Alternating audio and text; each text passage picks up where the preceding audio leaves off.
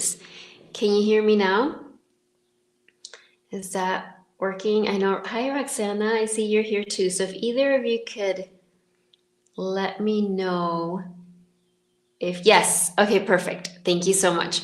All right, so let's start all over again. This is welcome to episode 121, Take Up More Space. My name is Lisa Espinosa. I'm a spiritual career coach, and I coach wellness professionals or also people in other fields.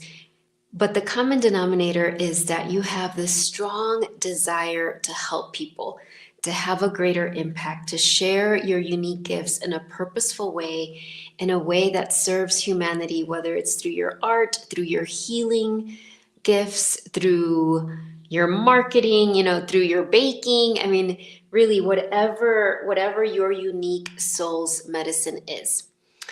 And so this podcast is really the platform where I get to share, teachings that I've really kind of reflected on and thought about. And you often come from coaching my clients. I've been coaching for 15 years now. And so it's like these themes that I start to see of like, oh, this is something really important. This is something that everybody keeps bringing. Everybody keeps being challenged to do more of. So I'm going to talk about that today. And so first, let's talk about what does taking up space mean, taking up more space mean from a spiritual perspective, from the perspective of your soul. And so I wrote it down here because I was like, okay, I really want to be clear with this. So taking up more space means being grounded in your body, really being present in your physical body, sharing from an authentic place, and having high regard for yourself as you do. Okay, so I'm going to repeat that again. So I'll read it how I said it here. Being in your body, fully grounded, fully present in your authentic self, while having high regards for yourself. That's what taking up space means. And I want to really kind of break that down a little bit. So when I say having high regard for yourself, I don't mean narcissism. I don't mean feeling that you're better than others. And I know, my clients, people who are drawn to my work, that doesn't tend to be the problem. But I just want to name that because I think sometimes we have such a fear of doing that we're like, oh, having high regard for myself, that sounds terrible. That sounds like I'm being conceited. That sounds like I'm, putting on airs or whatever. No, it's an important part of this equation if you think about it that way. So when you're fully grounded and present in your body, that means as well is that you're embodying more of your soul's light. You're letting your soul's light fill your whole body because you're so present and grounded. And when I talk about soul, I mean that divine part of you, right? Your true essence, your higher self. You might call it something else. I use the word soul. And so on this journey, we're on a journey of embodying more of our soul's light. Like we're in this teeny little human body, right?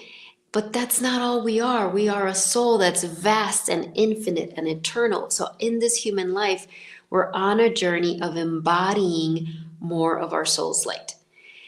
And so again, taking up more space means you're grounded, you're in your body, in your authentic self, while having high regard for yourself, so high regard for yourself means that you acknowledge and appreciate your expertise, your wisdom, your knowledge. In some spiritual traditions, they would call it your crone medicine, your elder medicine, and that has nothing to do with age.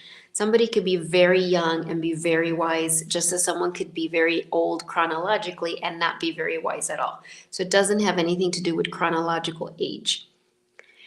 And so what taking up space does not mean, so what is the opposite of taking up space? I already said one I'll repeat. It doesn't mean being a narcissist.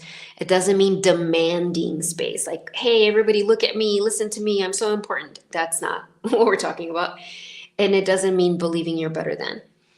And it's also what usually actually what I coach my clients in, or when people come for consults with me, the problem is more this tendency to withdraw, to hide, to pull back, to disconnect, or to stay up here in your intellect, to not be fully in your body. So notice when I say those things, what resonates with you, where you're like, oh yeah, that's what I do. And what's really important, the reason the title of this podcast episode is Take Up More Space, is because we are being guided in these times to take up more space rather than less. And so when you look at the world, it might look, depending on what you're looking at, it can look very chaotic, or like there's a lot of drama, or there's a lot of polarity, or there's a lot of pain and suffering. And those things are true. There is a lot of that. And yet you're here to be a helper. You're here to create impact. You're here to affect the world more than the world affecting you. That's what you're here for. And yet it's very normal as humans that when we see the world with all that chaos and suffering, or maybe you're not seeing that, but in your life you experience it. Maybe loved ones are going through a lot, or you're going through a lot, or your neighbors are going through a lot, or your clients and students are going through a lot. It's a very normal response to then think like, oh, I need to hunker down. I need to meaning I need to pull back. I need to maybe withdraw a little bit. I need to protect myself. It's too chaotic out there. I need to kind of be a turtle and go into my shell. That's a very normal human response. But as I say often, you're not merely a human. You're a soul having a human experience. In fact, you are the boots on the ground. You're on the front lines of your soul, right? Your soul is in the soul plane. And your soul's like, yay, there's Summer, there's Roxana, there's Lisa, all these people. They're out there in human world. There are ambassadors. There are representatives. And we don't help them if we're in hiding, if we decide that we have to actually shrink or blend into the background to protect ourselves, no matter how much of a urge you might have to do that. You're actually being called during these times more than ever to really okay, yes, my response, right now I'm feeling like I need to shrink, but I actually need to ground. And one of the ways to do that is really, well, first, just setting the intention. So as I say this, notice what comes up for you. Like I was sharing with a client recently because we were talking about this tendency to we don't it might not even be conscious. You might not even be aware that that's what's happening, that you're some part of you is feeling overwhelmed, so energetically you're shrinking, or you're disconnecting, or you're going up into your intellect, when actually the way for you to share more of your gifts, more of your soul's medicine, is to be fully present and fully embodied. And I was sharing with her a really specific example where I had been, as many of you know, right now I'm going through this journey with cancer with my husband. He got diagnosed in October. And so it's been, quite a journey, right? It's been really this other level of mentoring with my soul, all the things that I teach, really practicing and applying them. And so recently, as we were preparing for some other stage of this healing journey, we were going to talk to a doctor, and I didn't have to, but it felt very smart to read, just some articles on this procedure that we were considering. And I'm very mindful about what I read, right? It's this fine line between I want to be informed, but I also want to be really connected to my soul and not let myself be influenced by all this other stuff. But anyway, I had decided I want to read this. And so I was on my computer and I was like, okay, I'm going to start reading this thing. And it's this document on okay, this is what the procedure is. These are all the side effects that could happen. These are the questions you should ask, all of this stuff. As you can imagine, a lot of this can trigger fear. So I caught myself, I was starting to read it.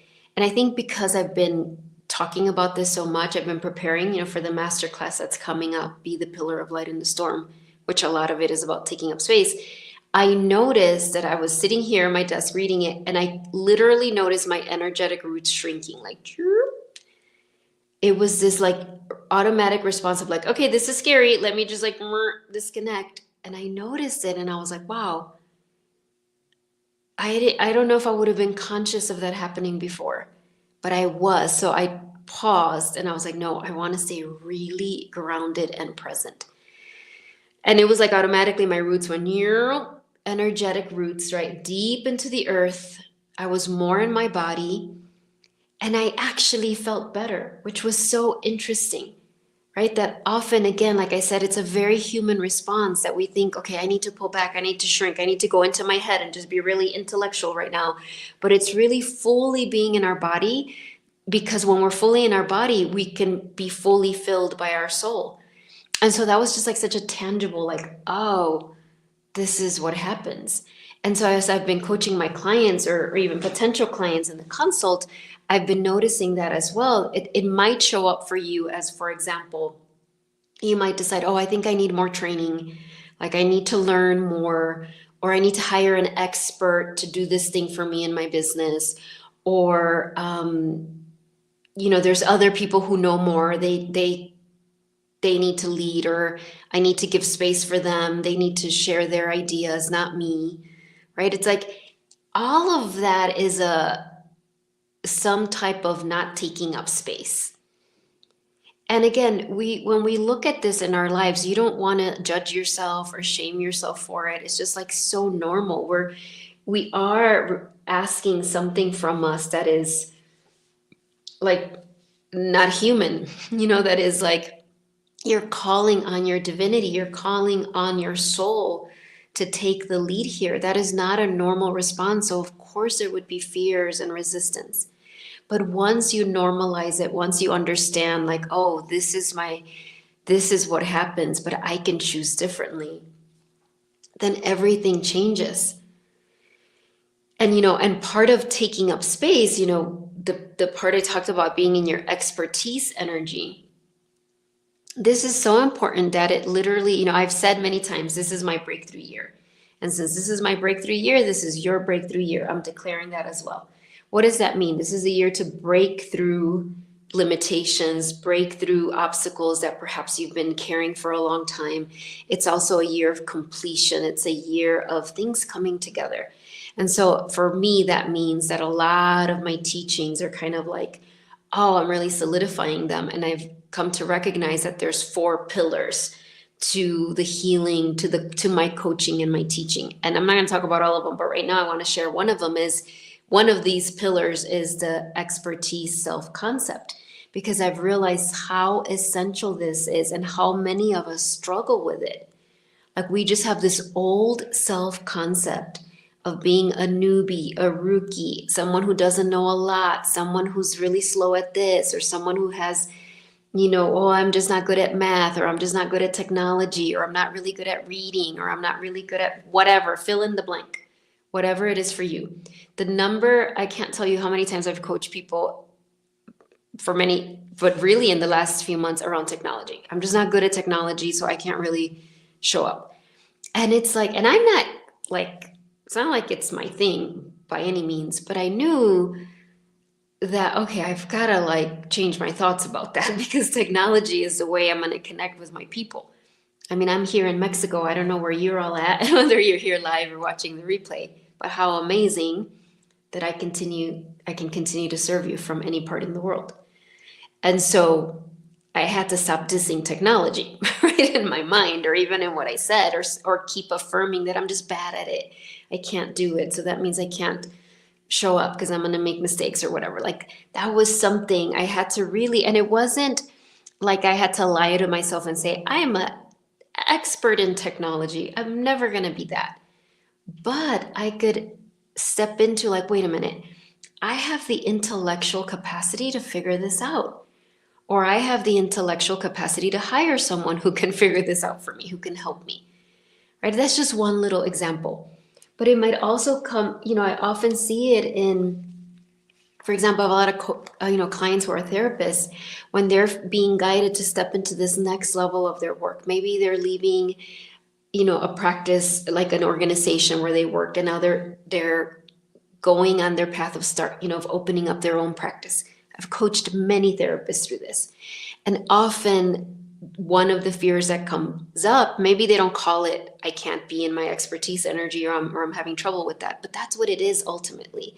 It's this like, now I'm standing on my own. Now it's me. I'm not attached to this entity, this organization. It's just me, right? It's like, this is who I am. I just, shared in a recent blog about emotional safety versus emotional comfort.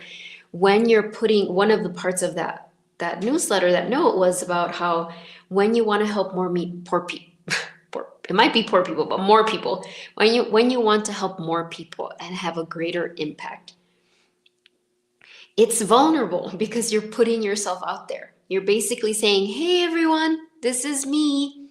This is me, Summer. These are my gifts. I can help you. Do you want to hang out? That is all very vulnerable. Again, think about that, right? So again, the definition of taking up more space, being in your body, fully grounded, fully present in your authentic self with high regard towards yourself. So that means that you're like, yes, these are the thoughts that high regard for yourself would invoke. Thoughts like, I can help you. I have so much to offer. I have value to give.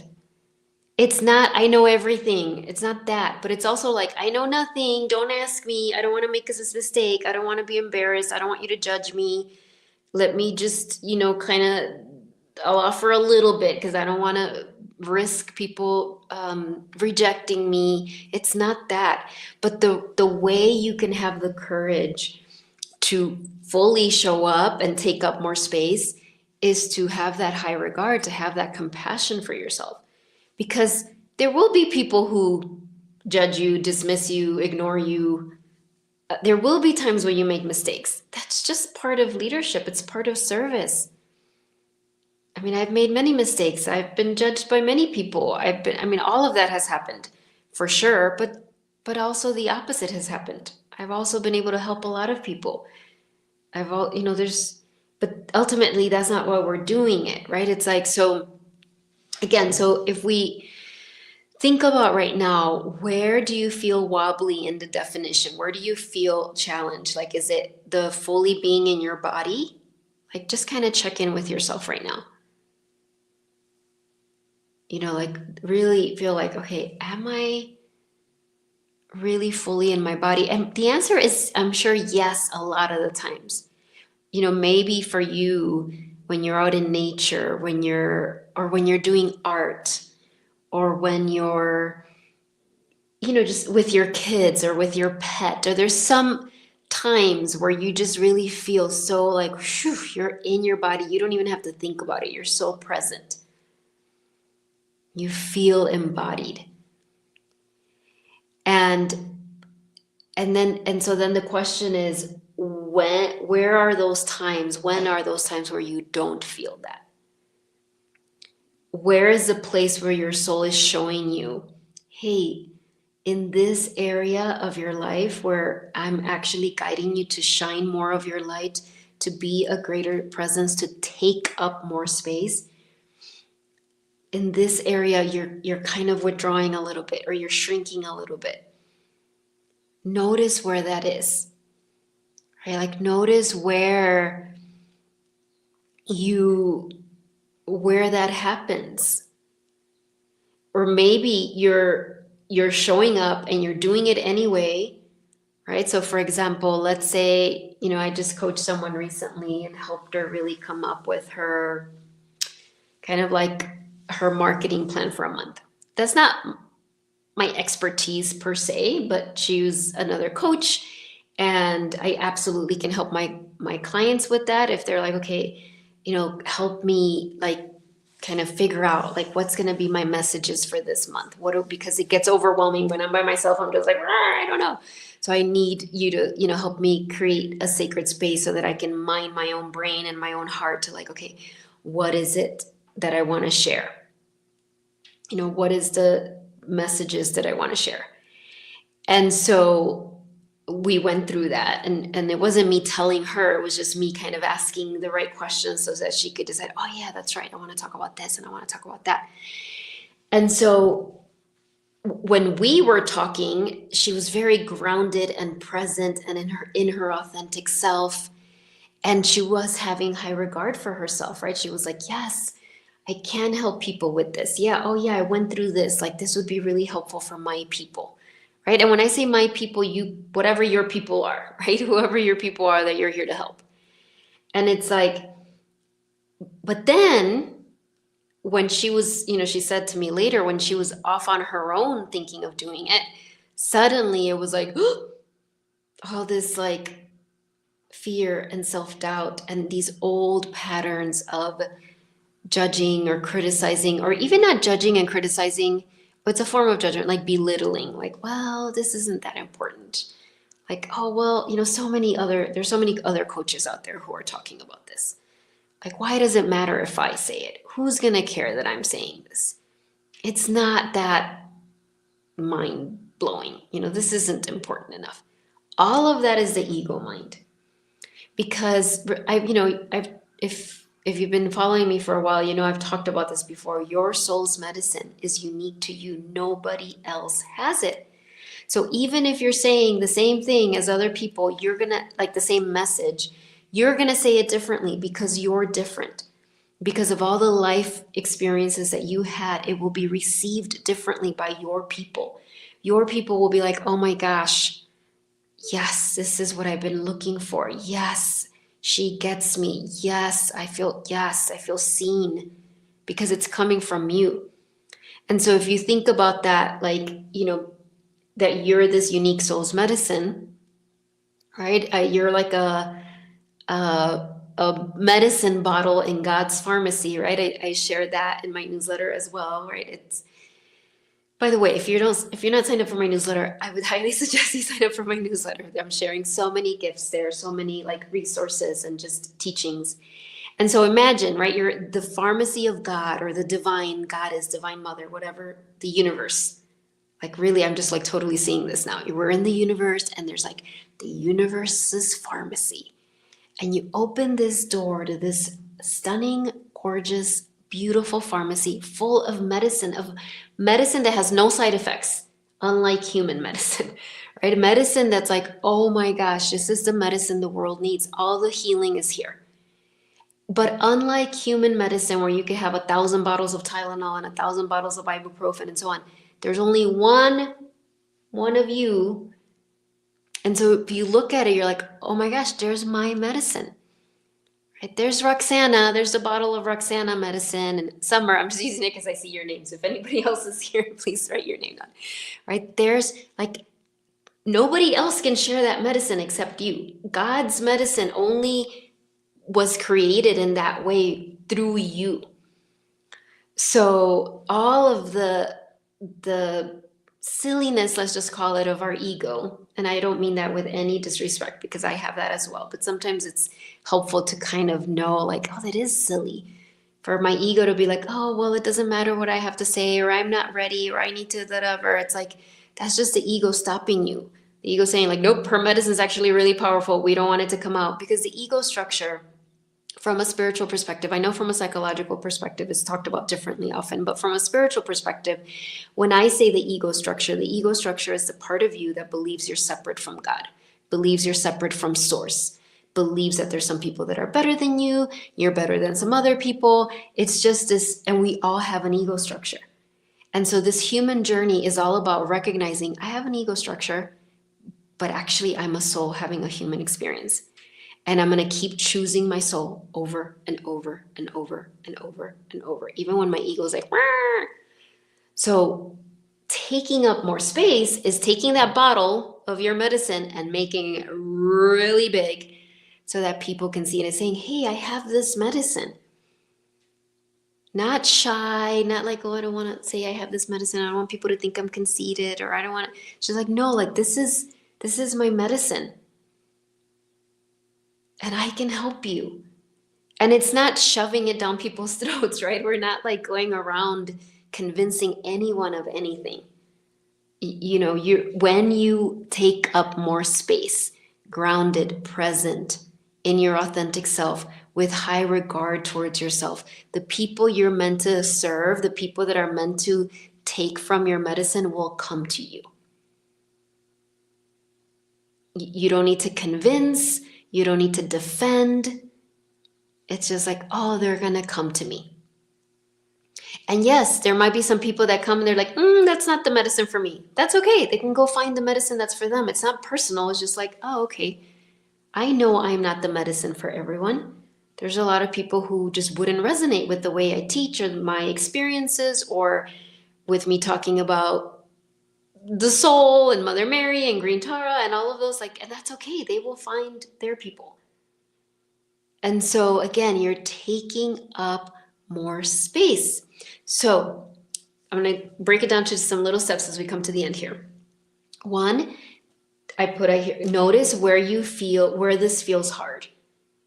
Is it the fully grounded? Is it the high regard for yourself? Maybe you're like, I'm really, really grounded. I'm really good at that. But the high regard for myself is a challenge. And so that's your work. And it's really like reminding yourself. I know this doesn't sound, like genius advice, or just doesn't sound glamorous, but it really is. It really comes down to reminding yourself over and over throughout the day. Like pick the thought or the sentence, whatever it is. I am ready. I have a unique soul's medicine. I already have so much value to add. I'm actually safer when I take up more space. This is a really important thought, because often we shrink during these challenging times, and it might be because of trauma in childhood, where maybe there was chaotic times, and as a child we protect ourselves, and maybe the way we took care of ourselves is to shrink, is to blend in the background. That for me, for sure. And I understand. I'm not judging myself for that. I was a child. That's what I needed to do. But now as an adult, now with everything you know, now as a helper, as a wellness professional, as whatever, as a mother, as a, wisdom keeper, as a way shower, it's like, oh, now it's different. And so remembering I'm actually safer, because when I take up more space, it means I'm filled with more of my soul's light. So all of that negative energy can't fill me, can't attack me, because I'm so filled with that light. And so notice which of those is important for you. And then the next thing is really notice where, really ask yourself, where am I being guided to take up more space? Is it in your work with clients? Is it in your interaction with potential students? Is it in your family? Maybe even in your family structure, you're being guided to take up more space. Maybe it's as you advocate for yourself in your self-care journey. And again, taking up more space, again, doesn't come from this demanding, child tantrum, listen to me, and sometimes as we're figuring it out, that might happen. And we just want to have a lot of compassion for ourselves. But taking up space, there's no convincing, there's no demanding. It's something internal that happens for you that starts to shift everything outside of you. So notice, where are you being called to take up more space? The answer to that will show you where your medicine is needed most. So your soul's going to show you oh, this is where you need to take up more space, because your medicine is really needed. And the last question I want to leave you with is, as you contemplate that, maybe fears will come up. And so you can use this question to uncover them. What am I afraid will happen if I take up more space? And if you're here live, if you want to answer in the chat, or if you're watching the replay, answer in the comments. That can be very helpful for all of us to see, right? To witness and to recognize, oh, I have that fear too. What are you afraid? Really ask yourself, okay, what am I afraid will happen if I take up more space in this area? What is it? And write it down, just name it, because if you don't acknowledge it, it's still in there. It's still in there sabotaging, holding you back, all of these things. It's better to like look at it, like literally like it's in your hands. Like look at the sentences like, oh, I'm afraid if I take up more space that, people will judge me. Right? Or I'm afraid if I take up more space that it's not going to matter and I'm going to be ignored and then I'm going to really feel bad. Right? Like just really ask, okay, what is the fear of taking up more space?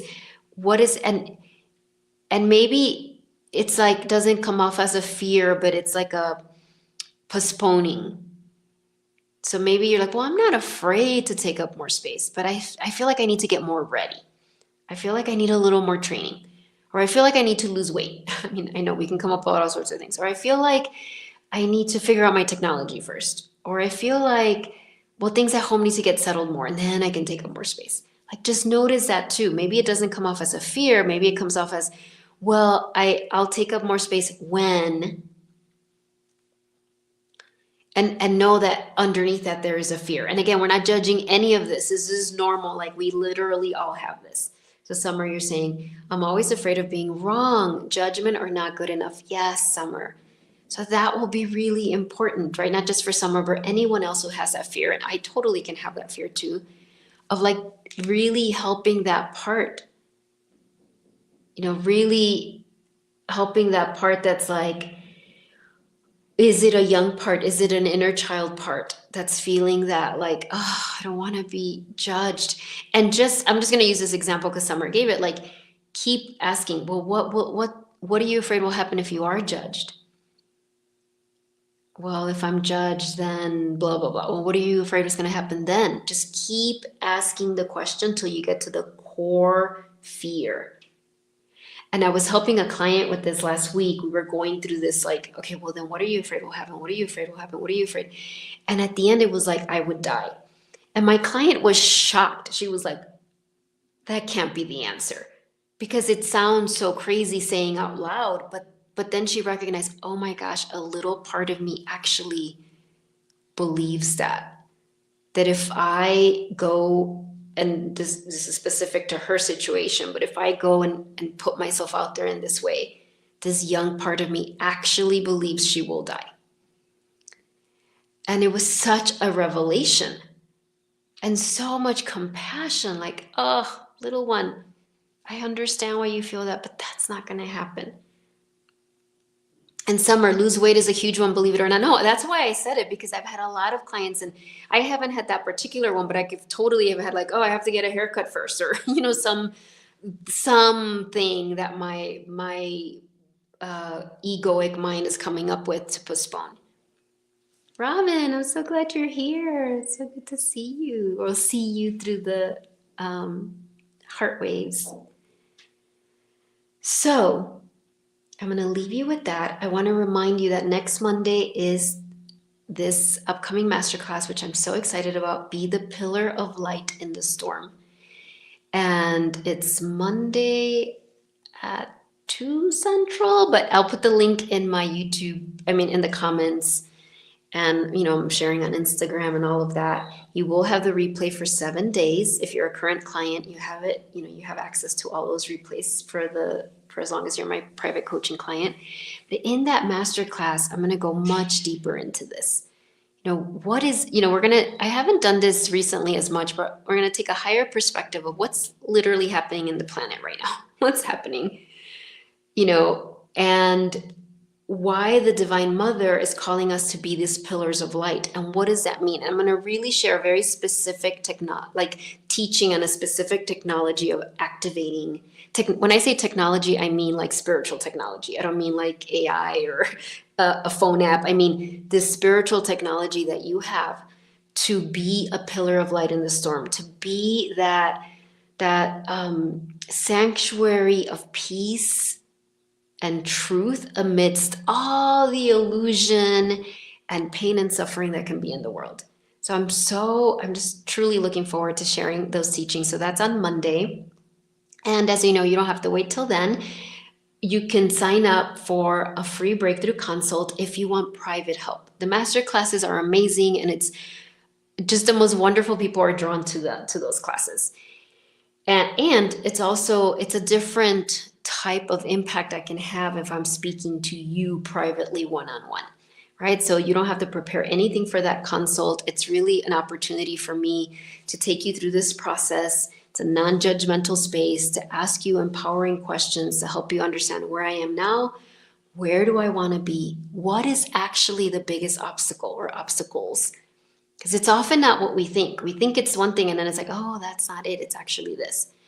And I'll share with you a simple plan, like, okay, this is the plan that will get you the result that you're looking for. And if I feel I can help you further, I'll share my coaching programs.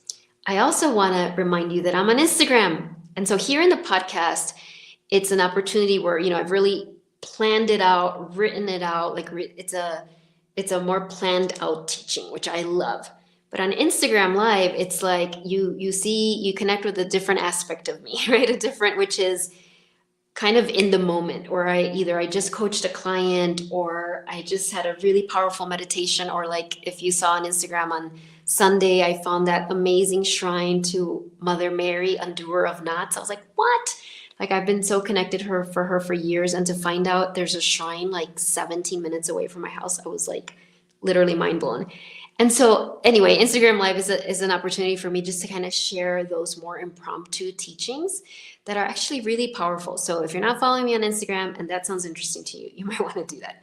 All right. Thank you so much, everyone. And actually, I've gone so much over, but I just got this new Oracle deck, Inner Child Oracle. So I just opened it yesterday. I wanted to pull a card for all of you. I'm not going to do individual cards. I haven't pulled a card in a while, but I was going to save it till the masterclass, and I was like, I'll just do it now too. And the reason this feels important is when we talk about taking up more space, being visible, helping more people, your inner child, inner children are a big part of that journey.